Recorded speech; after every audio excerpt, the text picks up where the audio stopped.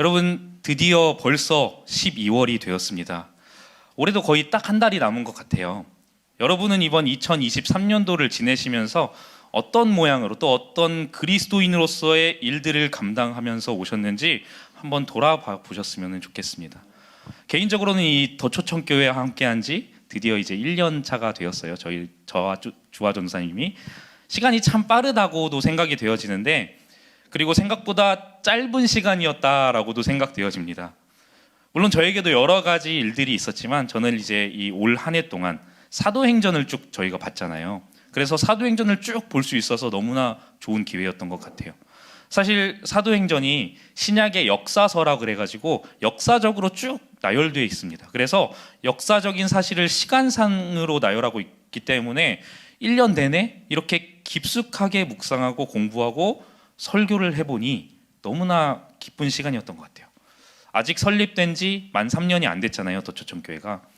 이 교회와 더불어서 초대교회가 어떻게 형성이 되었는지, 또 어떻게 만들어졌는지, 그리스도인들이 어떻게 퍼졌는지, 이런 엄청난 여정을 말씀과 함께 할 수 있어서 너무나 감사했던 1년이었습니다.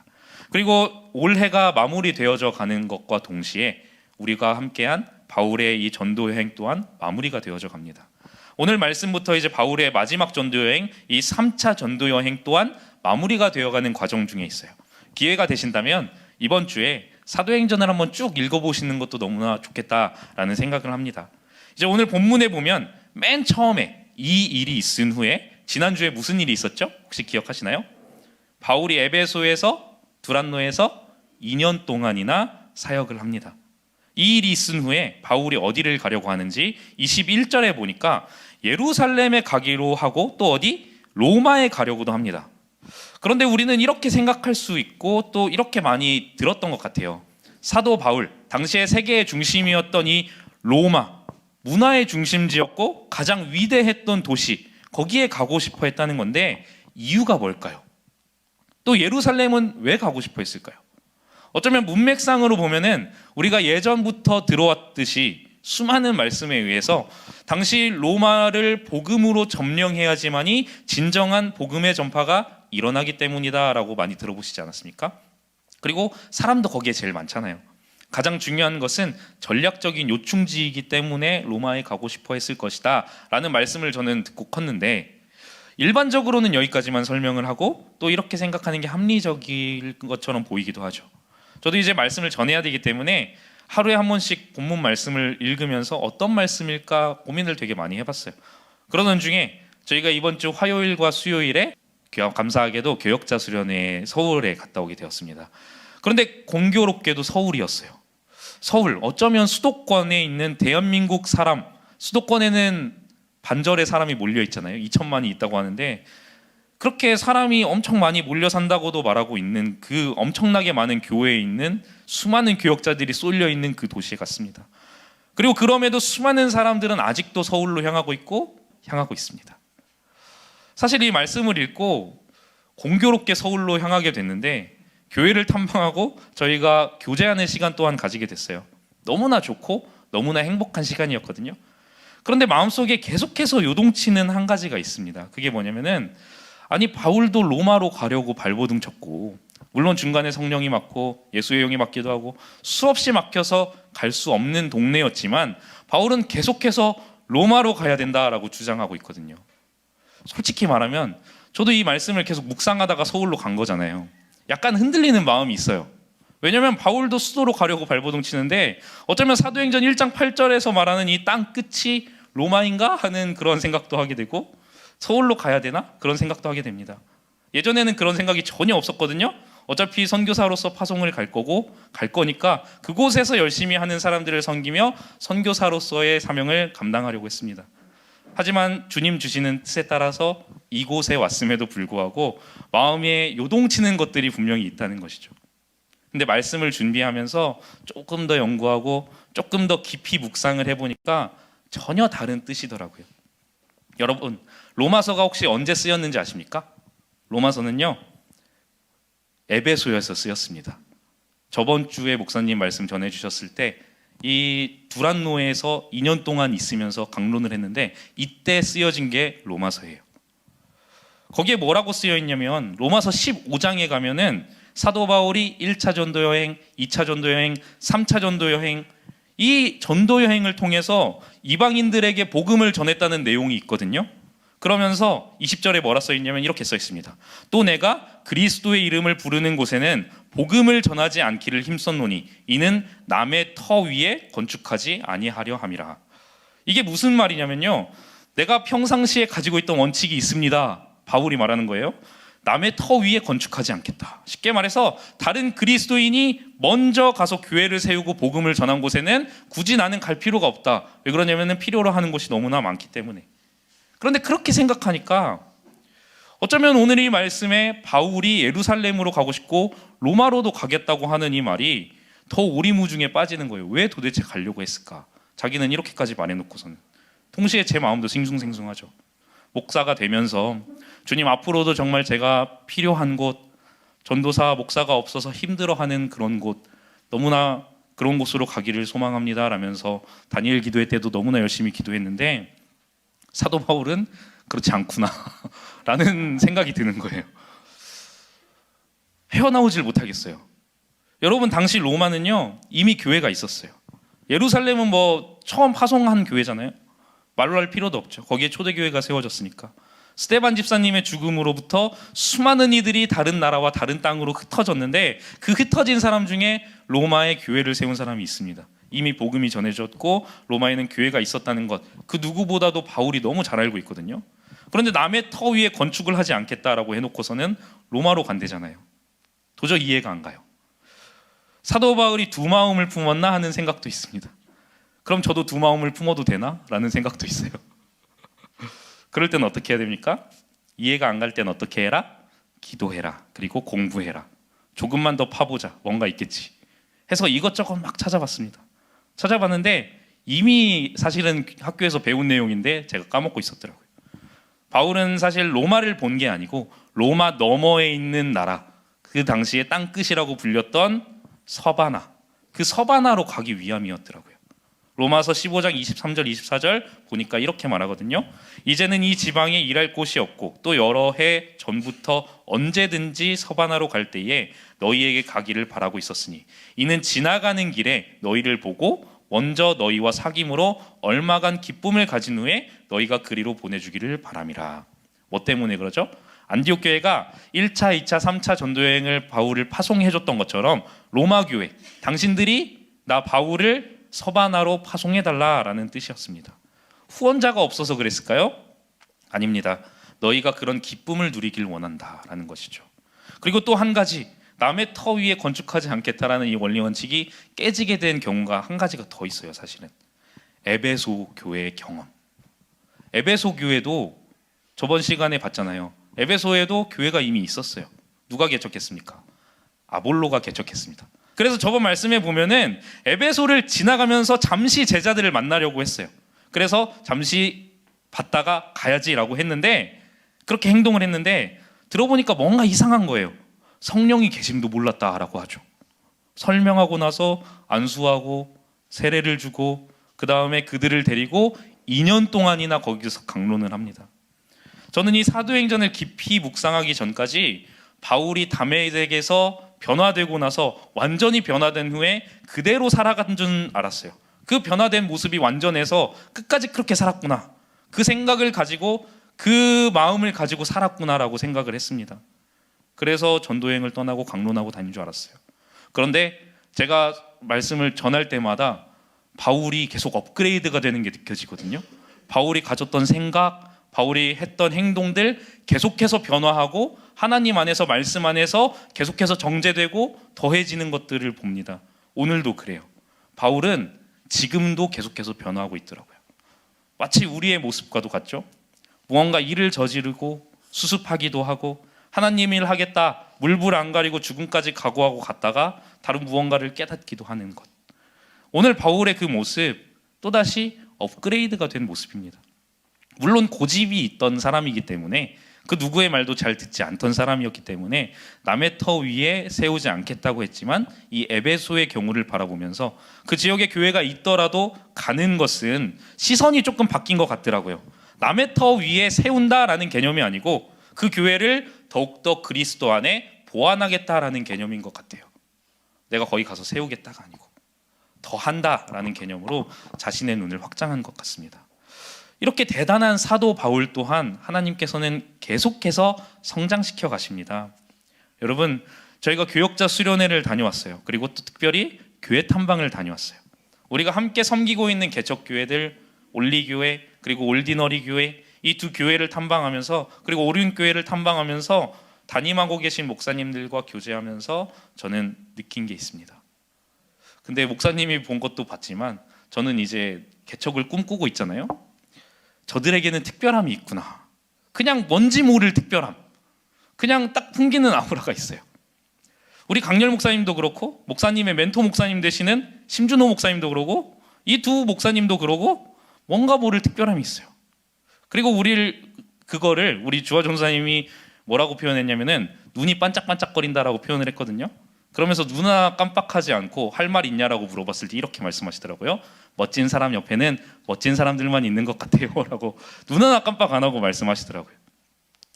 1년 전에 기도하고 결단해서 선교사로 나가는 것을 포기를 했는데, 그렇다면 일단 한국에 남기로 결단한 거잖아요. 저도 특히 목사님과 함께 꿈을 꾸며 개척을 하기로 기도하고 있다라고 생각하고 준비하고 있습니다.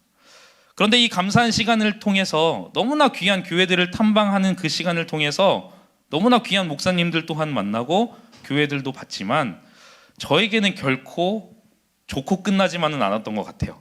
뭔가 찝찝한 느낌이 들었거든요. 집에 와서 가만히 생각해 보니까 이 찝찝한 느낌이 뭐였냐, 저 목사님들에게는 특별함이라는 게 있는 것 같은데, 그리고 이야기를 들어보니까 주위에 도와줄 사람들도 좀 있는 것 같아요. 재정적으로 후원해 주시거나 뭐 사람들도 많이 있으신 것 같아요. 근데 전 없는 거예요. 재정이 있는 것도 아니고, 인맥이 좋은 것도 아니고, 사람도 없고, 이 치열한 경쟁 속에서 도끼를 품은 야성도 없어요. 나는 뭐지 싶었습니다. 그러던 와중에 저희가 금요일에 이제 모여서 회의를 하는데, 교역자 수련회에서 어떤 걸 느꼈는지 또 나누는 시간이 있었어요. 저는 정말 제가 느낀 거 딱 한 가지였거든요. 목사님들에게 뭔가 특별함이 있더라. 근데 나는 없는 것 같더라. 이거 어떻게 해야 되냐. 내가 정말 개척을 할 수 있을지 의문이 든다 라고 말을 했죠. 그랬더니 목사님이 말씀하세요. 위로해 주시는 거겠죠. 그 사람들은 이미 이전에 이곳저곳에서 엄청 굴러봤던 사람들이고, 자기가 맡았던 영역에서 열심히 했던 사람들이다. 어쩌면 그런 사람들이 특별함을 탑재하는 것 같고 잘 가고 있으니까 걱정하지 말라. 엄청난 시행착오를 겪으셨고 개척을 하면서 더욱더 진정한 목회자가 되었다라고 실제로 그렇게 말씀도 해주셨어요. 저도 사실 굉장히 현실적이고 합리적인 사람이거든요. 그래서 그런지 그냥 딱 하나의 기도밖에 안 나옵니다. 하루 종일 하나님, 전 어떻게 해야 합니까? 어떻게 할까요? 정말 고민을 많이 했어요. 그 금요일 하루 동안에. 강렬 목사님 저번에 말씀하셨던 것처럼 조금 더 큰 교회 가서 배우고 와도 되나? 라는 생각이 들기도 하고, 좀 더 본질적으로 어떻게 하면은 특별해질 수 있을까라는 생각이 계속해서 듭니다. 그 요동치는 마음에 하나님이 평안을 주세요. 저희 교역자 그룹이 12월에 레위기를 한 장씩 읽기로 했거든요. 솔직히 읽어야 돼요. 읽어가지고 카톡방에다 올려야 되는데 올리지 않으면 벌금이 10,000원이에요. 근데 1일에 저희가 끝나고 집에 가니까, 그때 저녁까지 먹고 집에 가니까 9시인가 그랬어요. 애기도 씻겨야 되고 재워야 되고 그래도 순종하자 해서 레위기 1장을, 절대 10,000원 때문에 그런 게 아니고 순종해야지라는 마음 때문에 1장을 읽을 그런 타이밍이 돼서 읽었습니다. 그런데 그렇게 읽는데 제물을 드리고 제사를 드리는 내용이 나와요. 그냥 아무 내용도 없고 그냥 태우고 각을 뜨고 본 뜨고 막 피를 뿌리고 이런 내용밖에 없잖아요, 레위기에 처음에. 근데 평소에는 보이지 않던 단어가 딱 한 개가 보입니다. 그게 뭐냐면 여호와 앞에 기쁘게 받으시도록 드릴지니라. 보다 더 본질적인 문제였던 거예요. 하나님 앞에 내가 순결한가? 하나님 주신 그 소명, 사명이라고 해서 이 길까지 왔는데 그걸 까먹고 있었던 게 아닌가? 라는 그 생각이 드니까 이 개척에 관한 것들, 특별함을 탑재해야 하는 일들, 사실은 그렇게 두려워지지가 않았습니다. 결국 내 삶은 하나님을 흡족해 하는 삶, 즉 순결해서 기쁘게 받으시는 그 삶을 살아내야 한다. 그렇게 하면 하나님께서 알아서 예비해 두시지 않으실까? 왜 내가 여기서 이런 고민을 하고 있지? 라는 응답을 주시더라고요. 마음을 다잡습니다. 맞아, 하나님이 만나주시고 뼛속 깊이 새겨주신 그 소명, 그 사명, 그 부르심 그대로 사용하시겠지 라며 스스로를 위로를 했어요. 그런데 아직 해결되지 않은 부분이 사실은 1년 전부터 있었어요. 어쩌면 강렬 목사님을 만나면서부터 들었던 딜레마였던 것 같아요. 바로 초대형 교회에 대한 생각입니다. 왜 그러냐면은 큰 교회에서 사역하시는 분들, 사실 강렬 목사님 만나기 전까지는 진짜 절대로 부럽지도 않았고 별로 좋아 보이지도 않았고 가고 싶지도 않았어요. 진짜로, 정말로. 그런데 이런저런 얘기를 듣고 가보고 해보니까 뭔가 성장의 측면에서는 가보면 좋을 것 같은 그런 의문이 들기도 하는 거예요. 근데 저에게 또 하나 사실 싹 텄던 것이 있습니다. 옛날에도 나눴던 건데, 갈 수는 있고 라는 그러한 마음, 사실 그런 마음이 있었습니다. 아버지의 힘을 빌리지 않고 목사님의 힘을 빌리지 않고 과연 그곳에 갈 수는 있는 것인가 하는 약간의 자격지심이 있었던 것 같아요. 이런 생각을 하던 중에 은혜를 주셨잖아요. 근데 하나님 은혜를 주실 때 확실히 주세요. 기가 막힌 타이밍에 전화가 한 통이 왔어요. 금요일에. 사실은 그게 뭐였냐면은 이제 새해대교회에 계시는 동기 목사님이 계시거든요. 제가 너무 생각이 난대요. 이야, 정중하게 거절을 하고 끊었습니다. 매우 기분이 이상했어요. 아버지의 그늘을 떠나서, 또 아버지의 동료 목사님들의 그늘을 떠나서 나의 무언가로 이런 전화를 받는 거. 물론 이전에도 몇 번 있었긴 했지만 이렇게 큰 교회에서 받아본 적은 또 처음이었거든요. 사실 너무나 큰 위로가 됩니다. 왜냐하면 제가 빠졌던 그 딜레마를 응답으로서 해소시켜 주셨기 때문이에요. 저에게 있었던 의문, 고민, 그 자격지심, 이 전화를 끊는 순간에 싹 다 날아갑니다. 아, 그렇지. 결국에 하나님 앞에 누가 더 잘하고 말고를 떠나서, 누가 더 크고 작고를 떠나서 순결한 게 이기는 거다. 하나님을 흡족해 하고 기쁘게 하는 사람이 더 쓰임을 받는구나 라는 것을 깨닫게 됩니다. 사랑하는 여러분, 여러분은 얼마나 하나님 앞에 순결하신가요? 저는 때때로 의심하고 순결하지 않고 고민합니다. 똑같은 사람이기 때문에 분명히 여러분들도 그런 상황이 있을 거예요. 그때 무엇이 필요합니까? 결국에 제가 깨달은 건요, 본질로 돌아가는 게 너무나 중요한 것 같아요. 순결한 삶과 또 하나님께 기쁨이 되는 삶, 이 두 가지만 생각하고 달려가잖아요. 하나님이 이미 다 예비하십니다. 그게 오늘 사도 바울의 삶이고 이번 주에 깨달은 저의 은혜의 내용이고 또 오늘 본문 말씀에서도 그렇게 말씀하시더라고요. 엄청 길어 보이는데 간단하거든요. 23절 말씀 다 같이 읽겠습니다. 시작. 그때쯤 되어 이 도로 말미암아 적지 않은 소동이 있었으니, 이 도라는 것은 바울이 에베소에 있으면서 복음을 전했더니 소동이 일어나게 되었어요. 2해가 지날 때쯤 두란노 서원의 말씀을 가르치고 강론을 하라며 지내던 그 어느 날에 부흥한 일로 소동이 일어납니다. 그 부흥된 일 때문에 어떤 일이 있었냐면은 데메드리오라는 은을 생고하는 사람들의 협회장 같은 사람이었겠죠. 그 사람이 아데미 신상, 그러니까 에베소에 원래 있었던 제일 큰 우상의 그 신상을 은으로 조각해가지고 팔았던 사람이에요. 그래서 그 말씀을 쭉 읽어보시면은 돈을 많이 벌었대요, 그걸로. 근데 이제 그리스도인들이 늘어나니까 수입이 눈에 띄게 준 거예요. 쉽게 말해서 소동이 적지 않게 났다라는 것은 반대로 크게 났다는 거잖아요. 근데 이 소란이 일어나게 된 이유가 사실은 종교적인 이유도 아니고 우상 때문에도 아니고 도덕적도 아니고 철학적도 아니에요. 뭐 때문에? 영업이익이 떨어졌기 때문에. 2년 동안이나 찾아다녔겠죠, 아니었으면. 2년 전에 와가지고 뭐라고 했겠죠. 25절에 아주 자세하게 나와 있는데, 이런 아데미 신전을 섬기고 신상을 팔아 그 은세공업자들, 돈을 벌 길이 막막해지니까 이 사람들로 하여금 쟤네 때문이다라는 게 된 거죠. 27절 말씀 다 같이 읽겠습니다. 시작. 우리의 이 영업이 천하여질 위험이 있을 뿐 아니라 큰 여신 아데미의 신전도 무시당하게 되고 온 아시아와 천하가 위하는 그 위험도 떨어질까 하노라 하더라. 아데미가 무시당할 것이다 라고 말을 하고 있습니다.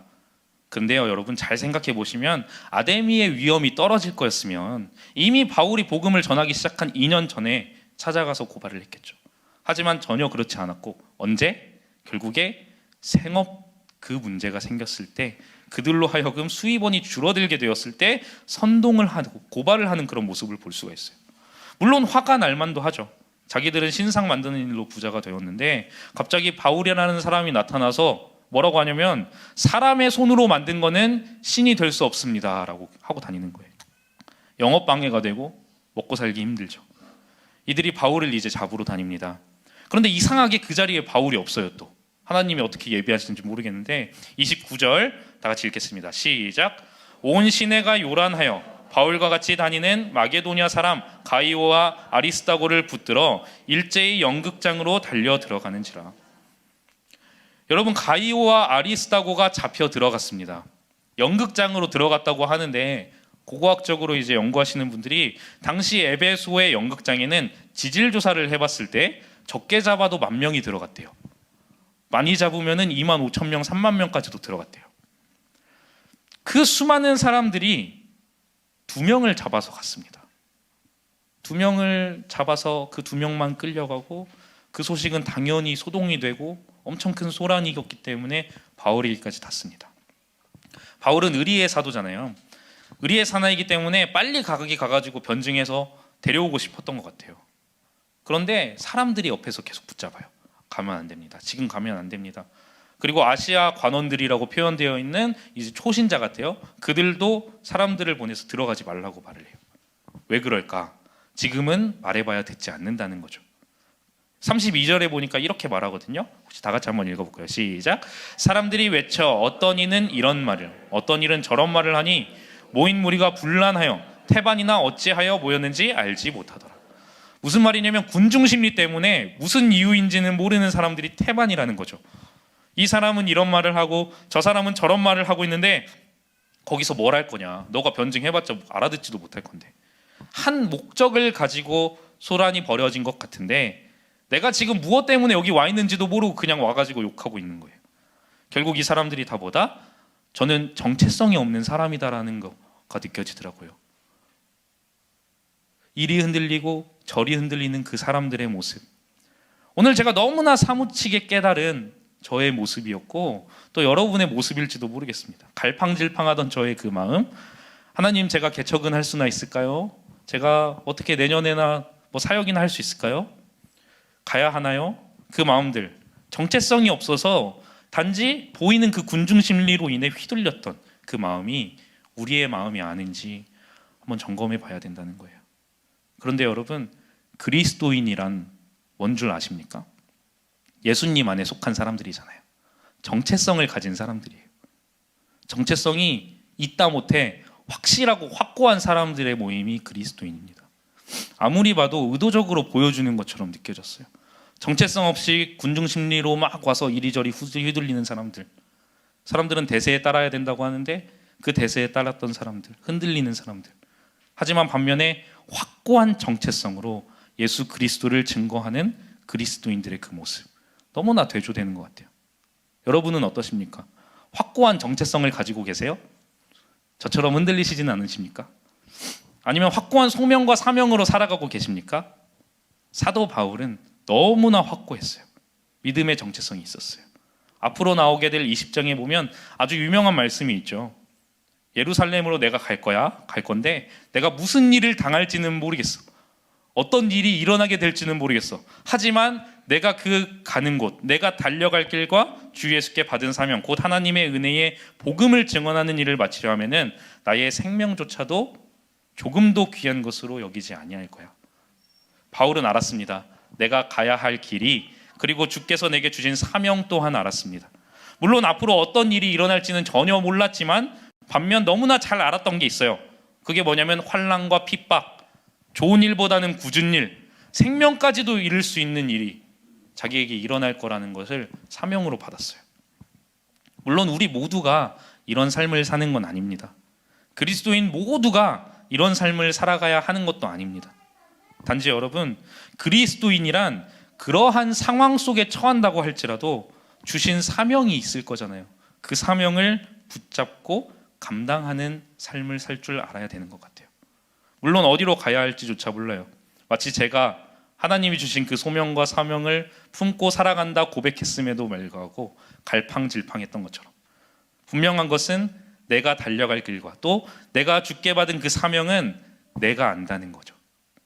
그렇습니다.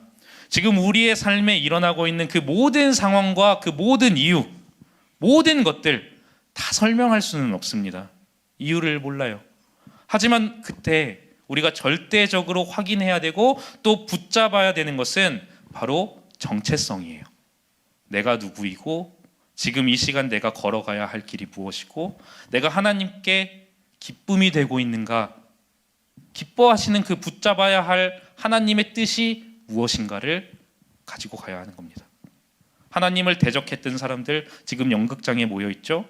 이 사람들 자기가 왜 거기 가야 하는지, 왜 있어야 되는지 모르는 상태에서 34절에 보니까 이렇게 말해요. 한 소리로 외쳐 이르되 크다 에베소 사람의 아데미오 하기를 2시간이나 그렇게 외쳤다고 해요. 왜 모였는지도 모르는데 같이 계속 외쳐요. 크다 아데미오 하면서 외쳐요. 에베소가 마치 망할 것 같은, 아데미가 당장에 이 그리스도인들로 때문에 망할 것 같이 외쳐요.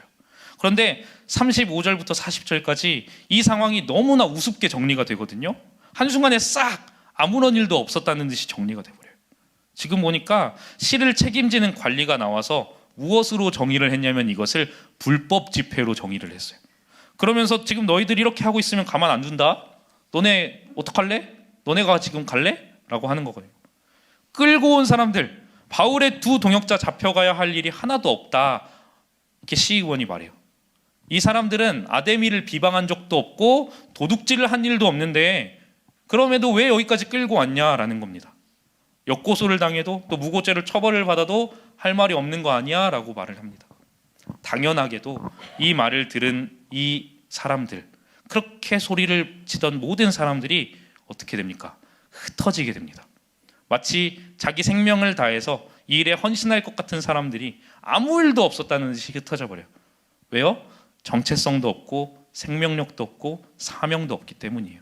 너무 허무하죠? 40절과 41절 다 같이 읽겠습니다. 시작.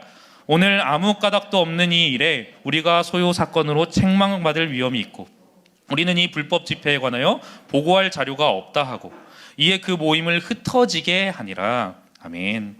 여러분, 우리는 살다 보면요, 그리스도인으로서 선택을 강요받을 때가 있잖아요. 그 선택이 인생을 좌지우지하기도 하고 또 핍박의 길로 들어서기도 합니다. 혹은 불합리하거나 어려운 상황에 이를 수도 있고 그 무엇보다 바꿀 수 없는 기쁨이 있을 때도 있어요. 그런데 제가 이번 주에 느낀 것과 같이 풍랑이 갑자기 폭풍처럼 너무나 커다랗게 올 때가 있거든요. 뭔가 폭풍처럼 다가오니까 오늘 잡혀간 이 가이오와 아리스다고를 보세요. 무려 1만 명이 넘는 청중들 앞에 세워져 가지고 정죄당합니다. 어떤 소리를 들었을까요? 몇 시간 동안. 그것을 멀리서밖에 볼 수 없는 바울은 또 어떤 생각을 했을까요? 당연히 요동치는 마음을 붙잡고 죽을 수도 있겠구나라는 생각하지 않았을까요? 그런데 그 마음 하나님께 돌리니까 정체성을 가지고 하나님이 주신 이건 소명이다. 하나님이 주신 귀한 소명. 특히 바울은 사도행전 1장 8절 말씀을 뼈에 새기고 사는 사람이잖아요. 땅끝까지 복음을 전하겠다.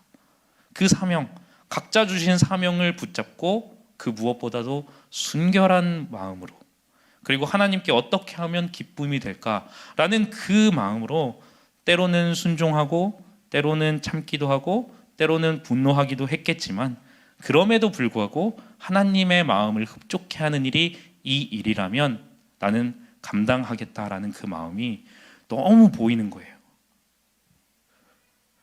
여러분, 폭풍과도 같은 일 앞에, 그리고 현실이라는 벽 앞에 무너질 때가 있으십니까? 장담하는데 목사라고 안 무섭고 전도사라고 두렵지 않습니다. 단지 하나님 주신 그 귀한 사명 붙잡고 가는 거예요. 순종하며 나아가는 겁니다.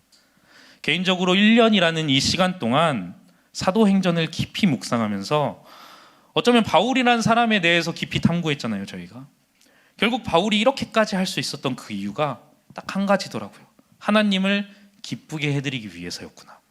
때로는 성질도 내고 때로는 여기 가가지고 뭐라고도 하고 때로는 가가지고 맞기도 하고 죽을 위험에도 처했는데 그 모든 게 정말 순결하여서 딱 하나님께 기쁨이 되려고 했구나 라는 그 깨달음이 사실 마음 깊숙이 옵니다.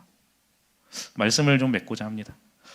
여러분, 오늘 이 어이없는 상황이죠. 2년 동안이나 에베소에 있으면서 두란노에서 엄청난 강론을 펼치고 제자를 양육했던 그 바울과 제자들 앞에 엄청난 파도와 같은 두려움이 밀려왔습니다.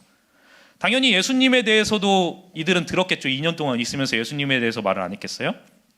예수님이 어떻게 죽으셨는지도 알겠죠. 초대교회가 어떻게 핍박을 받았는지도 알았을 거예요. 본문에 나와 있잖아요. 군중심리를 이용한 선동, 이것 때문에 죽으셨거든요. 이것 때문에 핍박당했거든요. 그렇다면 결국 사명 그 따라가다가 죽겠다, 죽지 않을까라는 생각 또한 했을 거라는 거예요.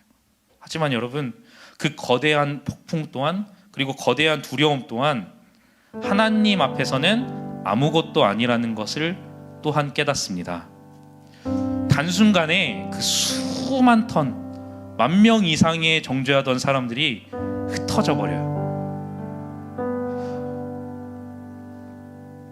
저희가 만나 뵙고 온 수많은 목사님, 개척하신 분들 얘기를 들어보면요, 너무 막 간절해요. 버티는 게 믿음이라고 말씀하시는 목사님도 있고요. 세워져 가는 교회를 바라보면서 한 명 한 명의 영혼 너무나 귀하게 이렇게 가시는 목사님도 있습니다. 또 때로는 엄청난 경쟁 속에서 수많은 목사님들도 있더라고요. 그 경쟁 속에서 정말 누구는 이러고 있고 누구는 이러고 있는 그 상황을 보니까 저기도 정말 쉽지 않겠고 여기도 쉽지 않겠고 어딜 가든 쉽지 않다. 한 명 한 명의 힘듦과 아픔이 피부로 다가옵니다. 그래서 저 또한 그랬던 것 같아요. 약간 숨이 조일 정도로 막 무언가 조여와요. 그런데 하나님 앞에 순결하고 하나님 앞에 순종하며 또 주신 소명 붙들고 기쁨으로 나아갈 때 저를 죄고 있던 그 무언가가 자유해집니다. 여러분, 이 시간 함께 기도할까요? 미래에 대한 두려움들 다들 아마 가지고 계실 거예요. 그 두려움이 때로는 너무 버티기 힘들어서 모든 것을 놓고 싶은 상황이 오기도 합니다. 그럴 때 우리가 해야 되는 건요, 정체성을 더욱더 확고하게 믿고 하나님 주신 그 사명, 만나주신 그때의 그 기쁨 가지고 끝까지 순결하고 순종하는 것. 주신 소명 붙들겠습니다. 하나님이 흡족해 하시면, 하나님이 기뻐하시면 그 길 가겠습니다 라는 그 믿음의 고백이 있어야 될 줄로 믿습니다. 이 시간 함께 이것을 놓고 함께 기도하겠습니다.